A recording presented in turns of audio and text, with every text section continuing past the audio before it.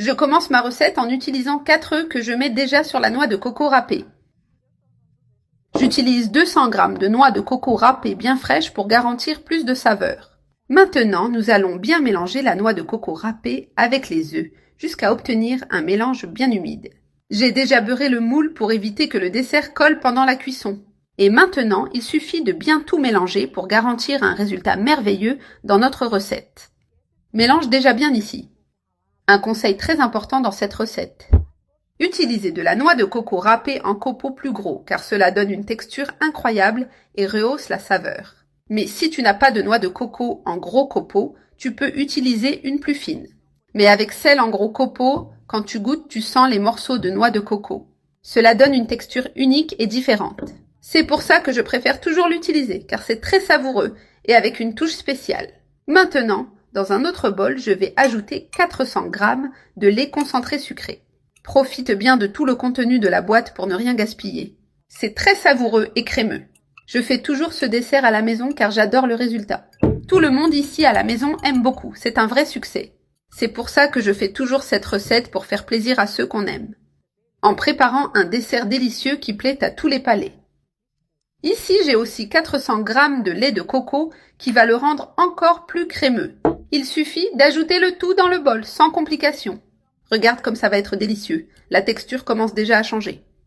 Maintenant, avec un fouet à main, je mélange très bien pour que ce soit bien uniforme et sans grumeaux.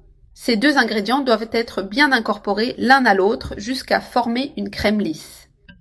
Et sois sûr que si tu fais ça chez toi, tout le monde va adorer le résultat. Maintenant, je prends ce mélange liquide et je le verse sur le premier mélange que nous avons réservé. Ça va bien remplir le moule et l'aspect est déjà très beau. Maintenant, avec une spatule ou une cuillère, nous allons mélanger soigneusement jusqu'à tout intégrer. C'est le moment d'incorporer bien toutes les parties en laissant le mélange uniforme. Maintenant, je le mets au four à 180 degrés pendant 30 minutes, four préchauffé. J'ai déjà sorti le dessert du four et l'arôme est merveilleux. À la maison, je le sers toujours comme un délicieux dessert, parfait pour toutes les occasions. C'est vraiment très savoureux avec une texture qui plaît à tout le monde.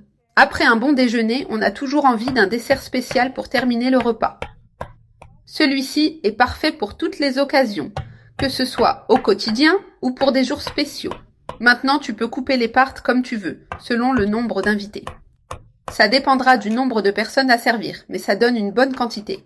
Ça donne une bonne quantité, idéale quand tu as des invités à la maison. Car c'est vraiment très bon et tout le monde va aimer. C'est vraiment très crémeux avec une texture douce à l'intérieur. Maintenant, c'est ce meilleur moment. Le moment de goûter ce délicieux dessert à la noix de coco qui va parfaitement avec n'importe quel repas. Fait avec peu d'ingrédients, pratique et avec un goût incroyable qui plaît à tout le monde.